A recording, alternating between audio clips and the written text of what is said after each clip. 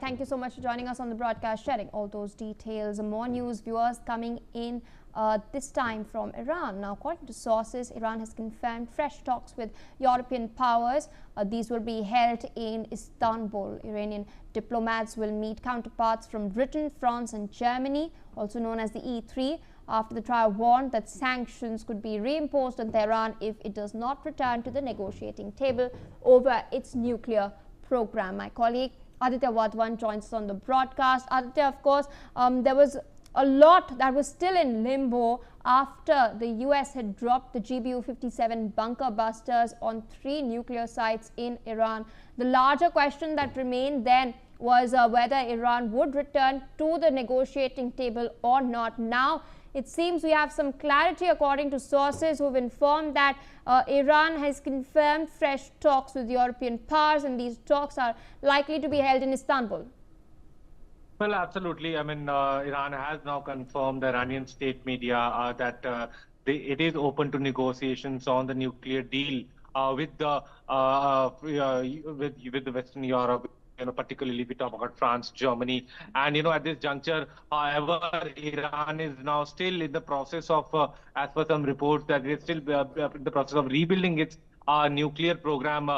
Since this Iran-Israel war of 12 days happened, and then the US B-2 bombers bombed the bunker busters the US B-2 bombers bombed.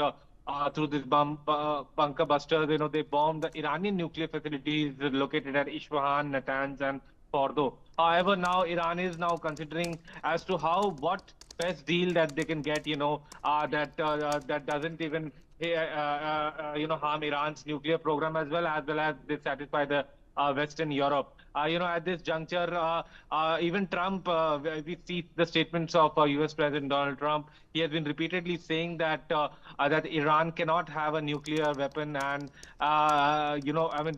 if Iran tries to rebuild its nuclear program, there would be military consequences for Iran in the times to come. And even the similar voice has been echoed by the US Vice President J.D. Vance also, nuclear programs, because it has been in the past, enriching uranium to unpermissible limits. So that is why, Israel has also made this statement that Iran has to get on the negotiating table and end its nuclear program. However, it needs to be seen from here on what will be the result of these talks between the Western Europe as well as Iran. Yes, Pia.